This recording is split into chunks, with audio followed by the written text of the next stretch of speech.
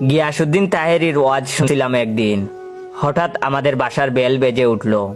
তখন আম্মুর কথায় বুঝলাম মেহমান এসেছে। কিছুক্ষণ পর আম্মু বললেন মেহমানের জন্য চা নিয়ে যেতে।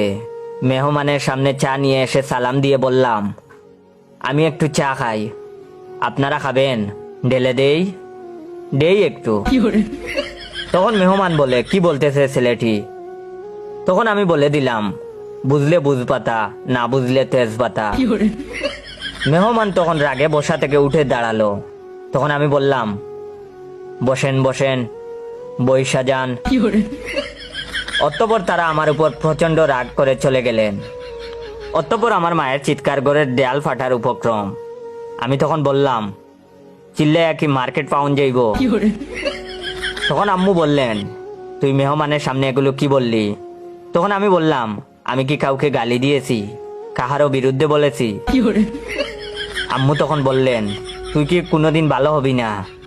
তখন আমি বললাম, হ, আমি তো বালা না, বালা লইয়াই তাইকো। বলেই বাইরে চলে গেলাম। মা অনবরত আমাকে বকতেই থাকলো।